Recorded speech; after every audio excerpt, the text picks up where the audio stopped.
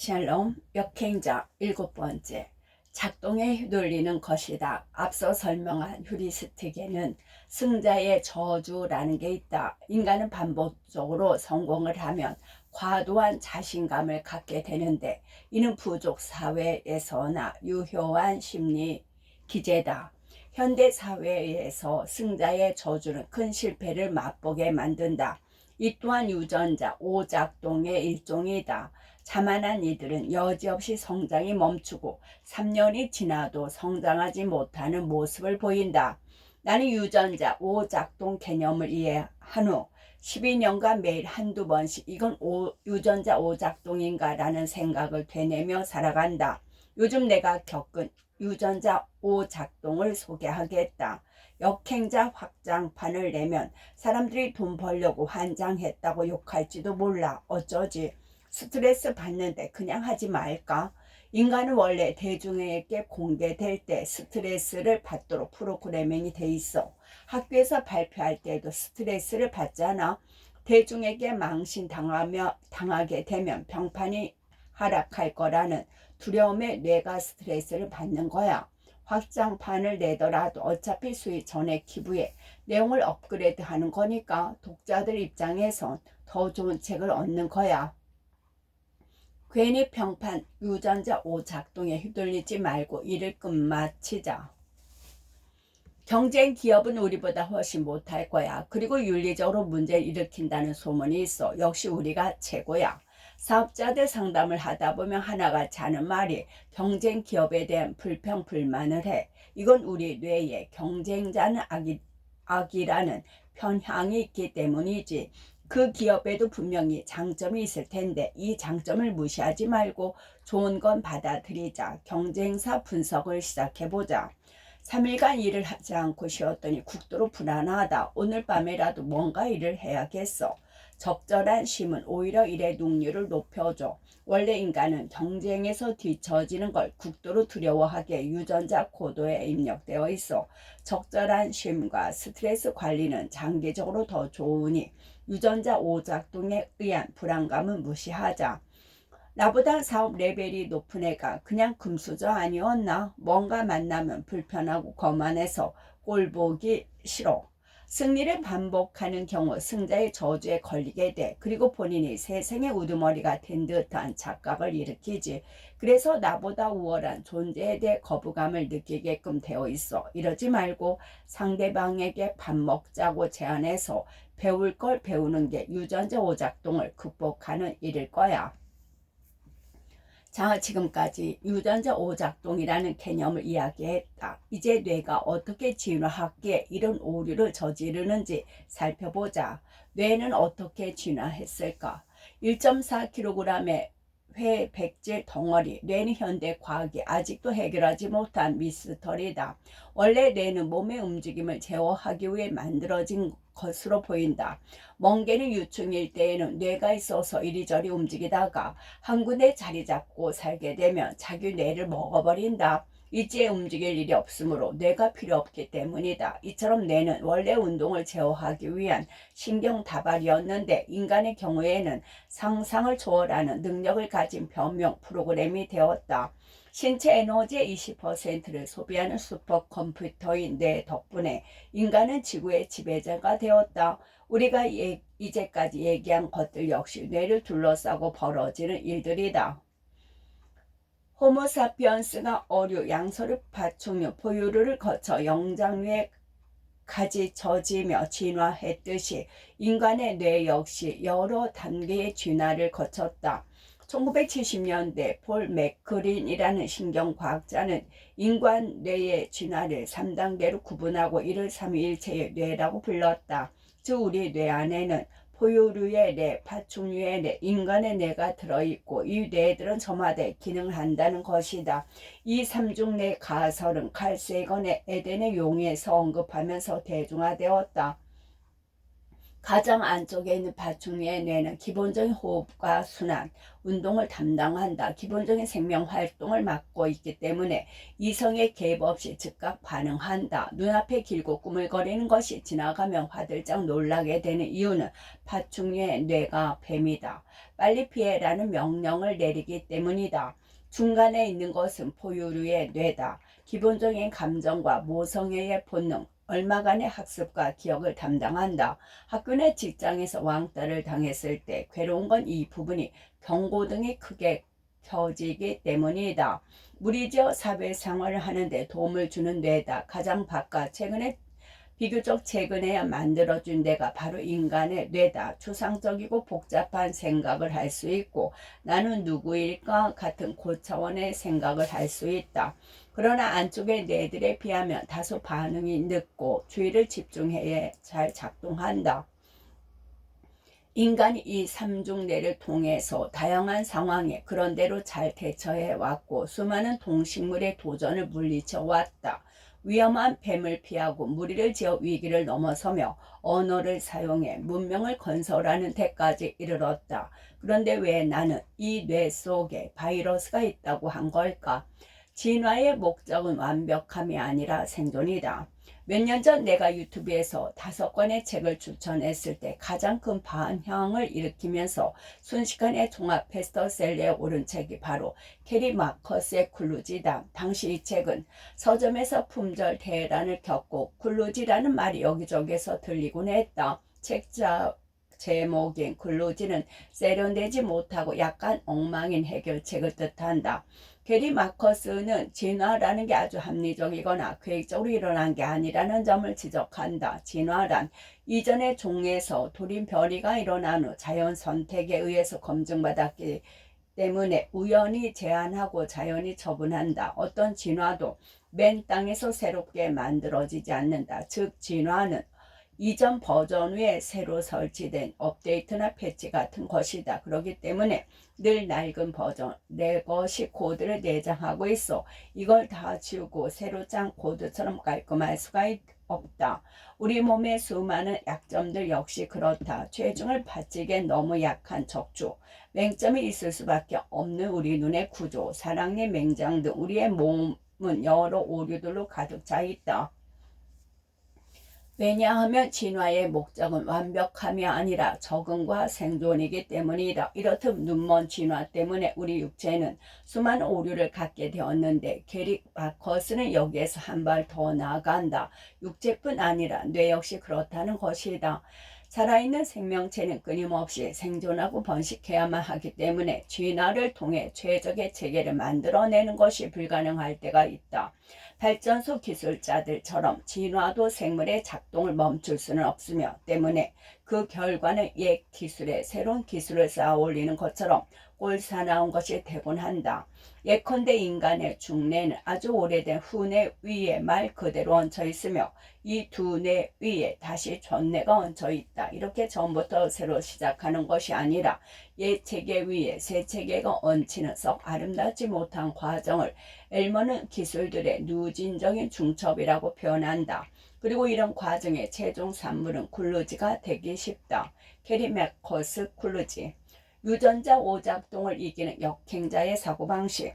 쿨루지 바이러스를 의식하게 되면 삶이 어떻게 바뀔까 유튜브 열풍이 불면서 나도 이제 유튜브 하려고 말하는 사람이 100명이 넘지만 정말 시작한 건 3명이나 될까 말까다. 왜 사람들은 결심만 하고 실행은 못할까? 인간은 새로운 도전을 꺼리도록 진화했기 때문이다.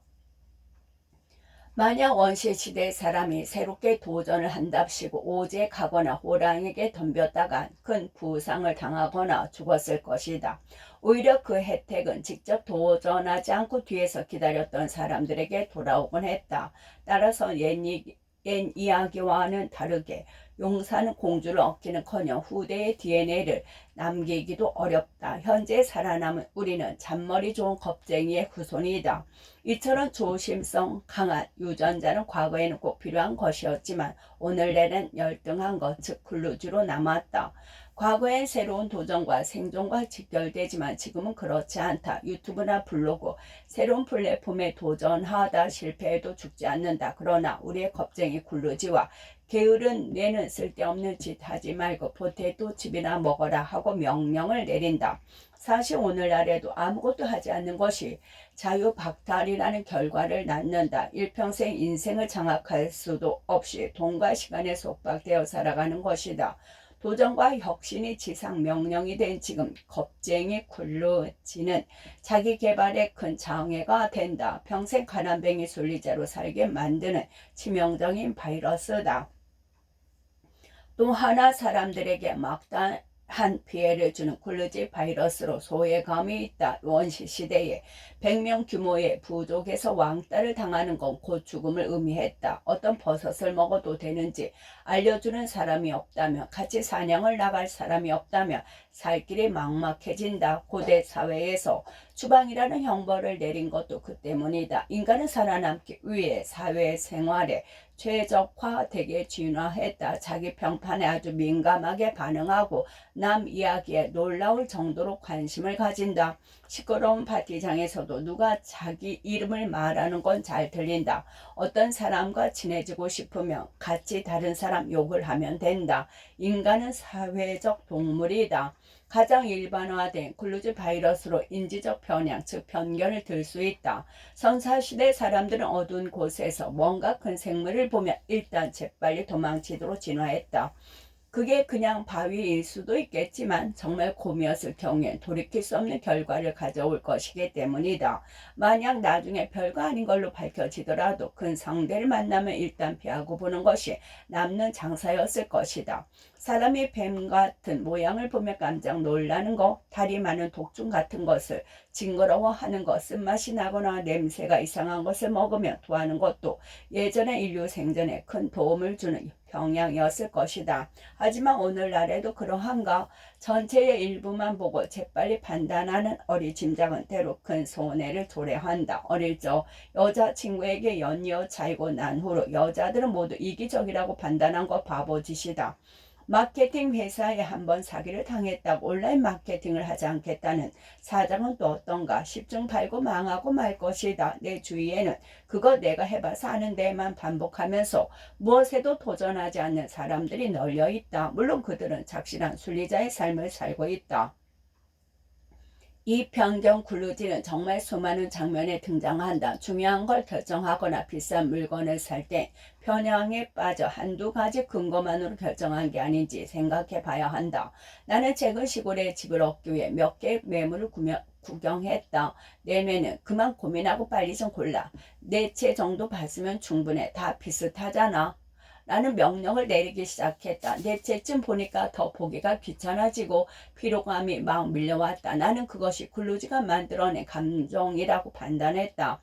굴루지는 과자 하나를 살 때나 집 한 채를 살 때나 비슷하게 작동하기 때문이다. 나는 머릿속에 굴루지 백신을 만들어내기 시작했다. 그래도 몇 년을 살 집이고 인생에서 중요한 결정이야. 만약 잘못 사면 팔지도 못하고 큰돈이 몇 년 동안 묶여버리게 돼. 그렇게 돼서 괴로울 때의 감정을 떠올려 보자. 그러면 더 많은 매물을 볼 의지가 생길 거야. 유전자 오작동이 아닐까 의심하는 습관 덕분에 꽤 마음에 드는 매물을 두고도 바로 계약하지 않을 수 있었다. 굴루지가 만들어내는 편향은 매우 일반적이어서 좀처럼 자각하기 힘들다. 다음 질문에 한번 대답해 보자. 당신이 만약 위독한 상태라서 큰 수술을 받아야 한다고 가정해보자. 둘 중에 어떤 것이 더 무서운가? 이 수술은 생존 확률이 80%에 이르며 그 환자들은 현재까지 잘 살고 있습니다. 현재까지 100명이 이 수술을 받았는데 그 중에 20명은 7일 내에 사망했습니다. 1번과 2번은 사실상 같은 말이다. 하지만 사람들은 2번을 훨씬 더 공포스럽게 느낀다. 이 감정 휴리스틱, 감정에 치우쳐 비합리적인 판단을 하는 것은 내가 마케팅 회사를 운영하면서 가장 자주 쓰는 기법 중 하나다. 상대의 감정을 건드리는 문구를 넣느냐, 추상적인 단어를 넣느냐에 따라 성과가 완전히 달라진다. 유튜브를 개설했을 때 손쉽게 성공하는 것도 인간이 휴리스틱을 이용했기 때문이다. 유튜브 썸네일 2개가 있다고 생각해보자. 무엇을 선택하겠는가? 인생을 바꿔준 책 5권, 오타쿠 흑수저를 100억 연봉대로 만들어준 책 5권. 인간의 뇌는 추상적인 단어를 싫어한다. 그러니 상대를 움직이고 싶다면 구체적인 상황으로 감정을 건드려야 한다. 역으로 어떤 결정을 할 때는 이런 감정 휴리스틱에 빠진 게 아닌지 고민해봐야 한다. 휴리스틱, 유전자 오작동을 어떻게 작용하냐고. 아마 혼란스럽고 어렵게 느껴질 것이다. 그 마음은 당연하다. 초기에는 완벽히 이해하려 하지 말고 이런 게 있구나 정도로만 생각하고 넘어가자. 그리고 다시 역행자를 읽으며 복습하자. 그러면 신기하게도 점차 이 사람의 마음은 유전자 오작동인가, 지금 내 마음이 오작동하고 있나라고 묻는 습관이 생길 것이다. 지금 정확하게 이해하지 못했더라도 괜찮다. 한번 읽어두는 것만으로도 충분하다. 마지막으로 당신이 평소에 유전자 오작동을 일으키고 있는지 돌아봤으면 하는 마음으로 질문 3가지를 던져보려 한다. 첫째, 사람들의 눈치를 보면서 판단 오류를 범하고 있지 않은가? 평판 오작동. 원시시대는 좁은 범위의 부족 사회였기 때문에 평판이 무엇보다 중요했다. 평판을 잃으면 생존과 번식이 불리하여 매우 절망적인 상황에 처한다. 그래서 우리 유전자는 평판을 잃는 것에 큰 두려움을 느끼도록 진화했다. 밥을 혼자 먹는 게 창피한가? 유전자 오작동일 뿐이다. 남들과 다른 길을 가는 게 창피한가? 역시 유전자 오작동일 뿐이다. 대기업을 퇴사한 후 꿈을 이룰 수 있는 소기업에 가면 명함이 달라질까? 걱정되는가? 유전자 오작동이다. 남의 눈치를 보는 것, 집단에서 평판을 지키란 유전자 코드가 작동한 것뿐이다. 본능을 역행해야 한다. 2번째, 지금 나는 새로운 것을 배우는데 겁을 막고 있나? 새로운 경험에 대한 오작동은 스스로 필요 없다고 말하지만 사실 낯선 일을 배우는 것에 본능적 두려움이 있었던 걸지도 모른다. 당신은 애써 배움을 피하며 합리화하고 있는 건 아닐까? 인간의 두뇌는 현재의 삶이 만족스러울 경우 지금까지 유지해온 습관을 지키려는 경향이 있다. 뇌의 칼머리 소모를 낭비하지 않도록 진화한 것이다. 그러기에 새로운 일을 배우는 것에 대해 거부감을 갖는 본능이 존재한다. 이 거부감이 반복되어 아무것도 배우지 않고 난 이대로가 좋아라며 산다면 일평생을 돈과 시간의 속박 속에서 벗어나지 못할 것이다. 새로운 것을 배울 때 거부감이 든다면 이건 유전자 오작동이야 라고 생각하며 스스로의 뺨을 때린 후에 나의 길을 걸어가야 한다. 역행자가 되어야 한다. 3번째, 손해를 볼까봐 너무 과도한 스트레스 받는 거 아닐까? 손실 회피 경평향. 인간은 이득보다는 손실에 매우 민감하게 반응하도록 진화했다. 1억 원을 벌던 사람이 1억 1천만 원을 벌게 되어도 기쁘지 않다. 하지만 9천만 원을 벌게 된다면 매달 1천만 원씩 잃고 있어 라고 생각하며 내가 위기 신호를 보낸다. 스트레스에 시달리는 것이다. 선사시대의 손실은 생존에 직결되는 심각한 위기였다. 지금 우리는 연봉 5천만 원이 4천만 원으로 바뀐다고 해서 죽을 일도 없고 인생이 끝나는 것도 아니다. 사업을 하는 사람들을 보면 그런 기초적인 계산도 못하는 사람들이 있다. 알바비를 1.2배를 주면 오히려 더 인재가 몰리고 장기적으로 이득을 본다. 그러나 수준 낮은 사장들은 1.2배를 주면 50만 원이 손해인데 라는 생각 때문에 결국 사업을 키우지 못하고 장기적으로는 사업을 망하게 만든다. 직장인 경우 이직해 자아실현을 할 수 있는 기회가 와도 연봉이 1천만 원 깎인다 이라는 걱정 속에서 아무 발전도 하지 못한 채 회사를 욕하며 계속 다닌다. 돈 몇 푼에 벌벌 떠는 것은 유전자 오작동에 의한 망상일 뿐이다. 이 외에도 유전자의 오작동 수없이 많다. 이에 대해 궁금하다면 내가 도움을 받을 채 굴루지와 행동, 경제학, 생각에 관한 생각 등을 권하고 싶다. 유전자 오작동에 대해 가볍게 공부해 볼 생각이라면 휴리스틱을 검색해서 읽어보는 것만으로도 충분하다. 오작동을 극복하고 300억 원을 취하다. 유전자 오작동 개념이 실제 어떻게 적용되는지 알려주고 싶어 나의 이야기를 가져왔다. 1929년 4월 나는 거의 6개월간 유튜브가 되는 것을 망설였다. 촬영 장비가 없어서 욕먹을까봐 이미 레드오션이라서 등 수만 가지 이유로 미루었다. 이미 너무 늦어버린 것 같았고 포기 직전이었다. 나는 이때 유전자의 오작동 개념을 적용했다. 내가 이렇게 망설이는 이유는 유전자의 오작동 때문이야. 우리는 새로운 무언가를 실행하는 것을 망설이도록 진화했어. 유전자는 내가 유튜브 하는 것을 막으려 오만 가지 망상을 하게 만드는 거야. 이미 너무 늦어버렸다고 생각하는 것도 유전자의 오작동일 뿐이야. 유튜브를 하려는 모든 사람이 나와 같은 망상에 시달릴 거. 지금 시작하면 100명 중 90등으로 늦게 출발하는 거라는 착각 오작동일 뿐이야. 인간은 모두 심리적 오류에 시달려. 하지만 100명 중 1등은 타고난 실행력을 가진 사람일 것이고 이 사람은 이미 출발했을 거야. 내가 만약 지금이라도 유튜브를 시작한다면 100명 중 2명으로 출발하는 거야. 절대 늦은 게 아니야. 모든 사람이 유전자 오작동에 빠져 있을 때가 오히려 기회야. 유전자의 오작동을 이겨내고 유튜브를 시작했다. 하지만 또다시 자의식을 건드리는 문제가 발생했다. 모든 초보 유튜버가 겪는 일로 영상을 5개 업로드할 때까지 구독자가 100명도 채 되지 않은 것이다. 한 달 동안 노력했음에도 좌절스러웠다. 이런 상황에서 내면은 이렇게 얘기한다. 나는 본격적으로 한 게 아니야. 열심히 하지 않았다고 그냥 경험상 해본 거지. 뭐 이제 접자.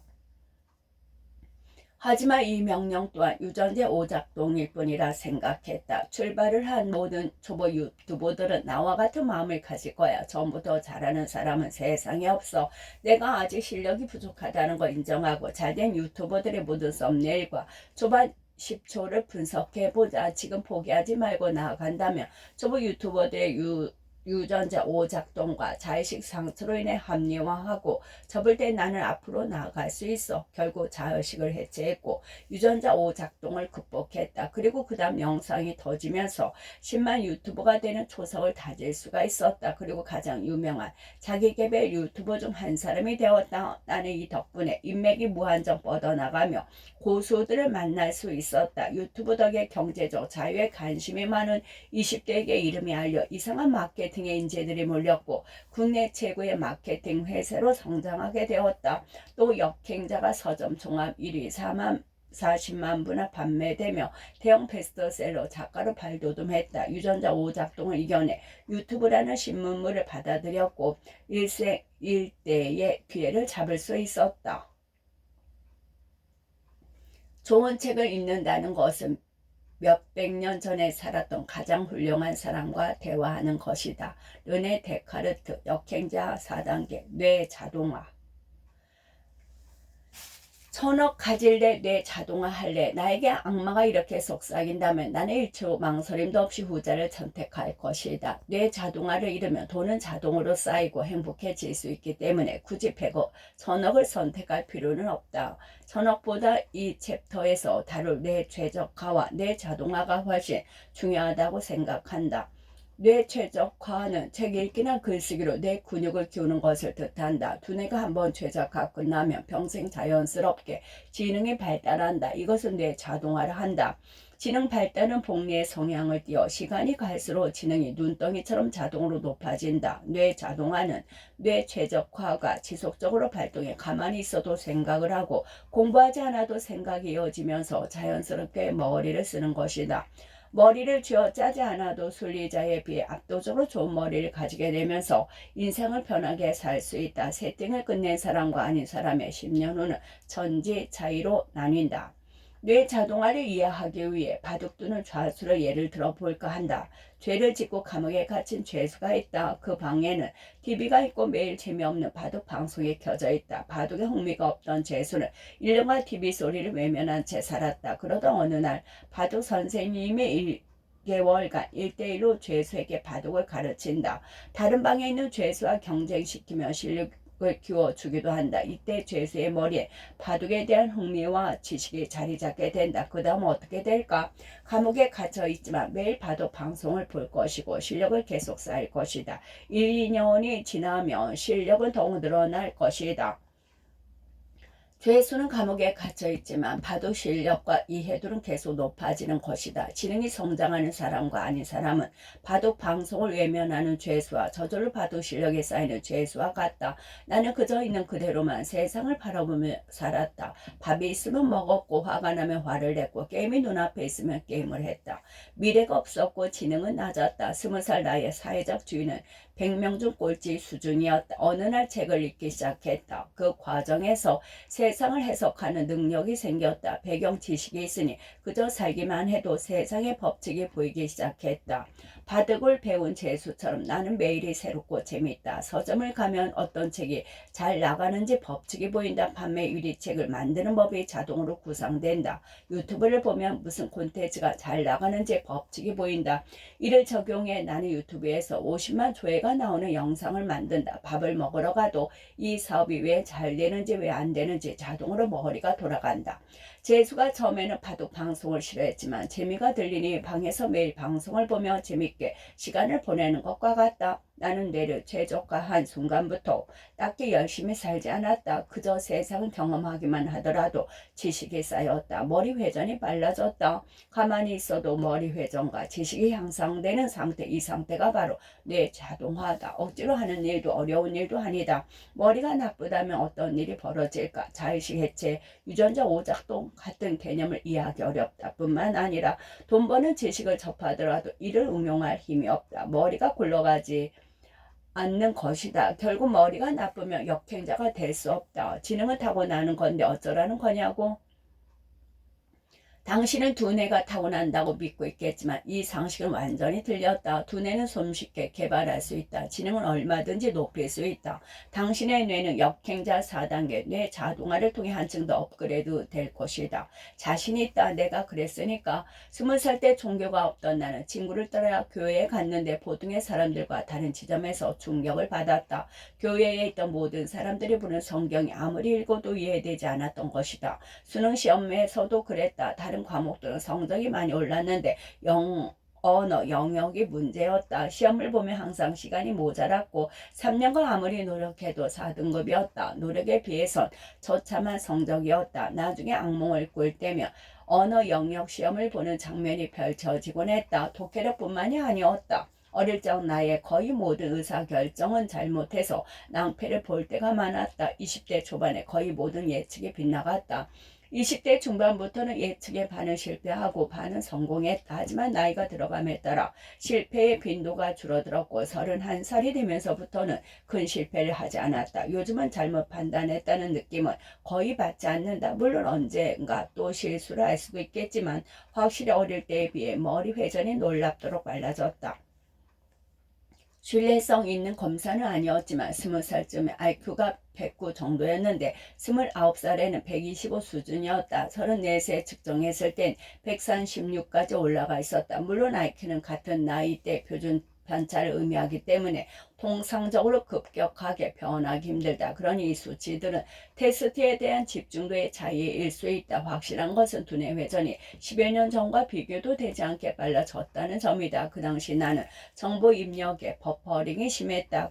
결정도 느렸고 계산도 느렸다. 사람들이 멍청하다는 듯 쳐다보기도 하고 머리가 안 좋아도 괜찮아 라고 위로해 주기도 했다. 하지만 뇌 최적화를 거친 현재는 어떤 새로운 정보를 접하더라도 일반인보다 훨씬 빠르게 처리한다. 기가 막힌 아이디어는 수없이 자주 떠오른다. 이제는 이전으로 돌아갈 수 없을 만큼 내 안에 무언가가 크게 변했다. 뇌를 복리로 성장시킨다면 과거의 과학자들은 지능이 고정되어 있다고 믿었다. 사람의 지능은 유전자에 의해 거의 결정되며 아무리 공부를 한다고 해도 성인이 된 후에는 더 발달하지 않는다고 믿었다. 어릴 적 한 번쯤 뇌 세포가 죽기만 하지 새로 생기진 않아 라는 말을 들어보지 않았는가. 하지만 최근 신경가소성 이론이 등장하면서 인간의 뇌는 사용하기에 따라 신경세포들을 새로 만들어낸다는 것이 입증되었다. 쓸수록 좋아진다는 것이다. 노먼 도이제 박사의 기적을 부르는 뇌에는 이런 사례가 수없이 나온다. 공간 감각이 없는 사람, 자백증 환자, 브루너 중독자, 강박증 환자, 시각 장애인의 뇌가 드라마틱하게 변하면서 새로운 삶을 살게 되었다.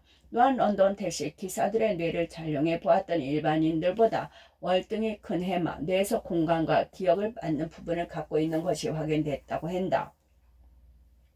런던 시내에 있는 2만 5천여 개의 도로와 광장을 외우기 때문이다. 뇌는 엄청난 잠재력을 갖고 있기 때문에 훈련에 따라서 IQ가 높아지는 것은 물론이고 상상 훈련만으로 몸의 근육이 단단해지기도 한다. 난 머리가 나빠서 안 돼. 따위의 말은 할 수 없는 세상이 왔다. 내가 설명하고 싶은 것은 뇌의 복리라는 개념이다. 복리의 힘은 대단해서 10억 원을 매년 20%씩 불릴 경우 20년이 지나면 383억 원이 넘는 큰 금액으로 변한다. 실제로 가치 투자의 달인이 워런 버핏은 1965년부터 2014년까지 연평균 21.6%의 수익을 올렸는데 이게 복리로 누적되어 182만 %의 누적 수익률을 기록했다. 복리 개념에 실감나지 않는다면 좀비를 생각해보자. 이웃 나라와 전쟁을 하는데 우리에겐 특이하게도 좀비가 있다고 하자. 좀비가 하나 있다고 하자. 이 좀비는 상대의 진영으로 보냈다면 어떻게 될까? 좀비가 상대편 군인 한 명을 문다. 곧 좀비는 2명이 된다. 다시 그 좀비가 한 명씩 더 물면 좀비는 4명이 되고 8명, 16명, 32명. 오래지 않아 상대편 군인의 절반이 좀비로 변한다. 좀비가 절반을 넘어서면 단 한 단계 후에는 전원이 좀비가 된다. 복리는 이처럼 기하급수적으로 증가를 가져온다. 맨 처음엔 원금 혼자 이자 좀비를 낳는데 두 번째부터는 그 이자도 다시 이자를 낳기 때문이다. 내가 21살에 파격적인 성장을 이룬 것도 그 때문이었다. 예를 들어 원래의 지식이 100 정도였다고 하자. 그리고 한 달에 한 권의 책을 읽으면 딱 1% 지식 증가가 이루어진다고 하자. 그런데 1년에 12권씩 읽었다고 가정하면 10년 뒤 지식의 양은 얼마나 될까? 놀랍게도 330점, 즉 3.3배가 된다. 겨우 한 달에 한 권 읽었을 뿐인데도. 그런데 당신은 1년 남짓 동안 수백 권의 책을 읽었다. 물론 모두 다 정독한 것은 아니고 개중에는 별로인 책도 많았지만 중요한 건 머릿속에 새로 들어온 지식이 좀비가 돼서 다음 지식을 전염시키고 흡수하고 다시 그 다음 지식과 연결되어 전염시키는 과정이 엄청난 속도로 진행됐다는 것이다. 나도 모르게 복리로 불어난 지식 덕분에 군대 갈 때까지 7년간 대입 공부를 하지 않았음에도 언어 영역 만점을 받을 수 있었다. 뇌 속에서뿐만이 아니라 사람들 사이에서도 지식 발달은 복리로 이루어진다. 주변을 둘러보면 쉽게 알 수 있다. 책을 잘 읽지 않는 사람은 1년에 한 권도 안 읽는다. 사실 거의 대부분이 그렇다. 이런 사람들은 책뿐 아니라 신문조차 읽기 어려워하고 인터넷에서 어떤 글을 봐도 문맥을 이해하지 못해서 엉뚱한 소리를 하고 화를 낸다. 대화를 해봐도 답답하다. 그런데 평소 책을 많이 읽은 사람은 어떤 책이든 쉽게 소화하고 책이 아닌 다른 글들도 잘 이해한다. 그러니 언제고 또 책을 집어들고 고급 정보를 얻는다. 그 두 부류의 사람은 거의 모든 면에서 차이가 난다. 어휘의 양이나 이해의 속도는 물론이고 가장 중요하게는 새로운 지식을 받아들이는 자세와 깊이에서 다르다. 꾸준한 독서로 단련된 사람은 새로운 지식이라도 기존 지식을 통해서 쉽게 흡수한다. 뛰어난 운동선수는 다른 종목의 운동도 쉽고 빠르게 배우는 것과 같다. 예전에 봤던 어떤 다큐멘터리에서 어느 교수가 말하길 독서 빈부 격차는 경제적 빈부 격차보다 무서운 것으로 삶의 양극화를 만든다라고 했다. 도서 양극화는 끝.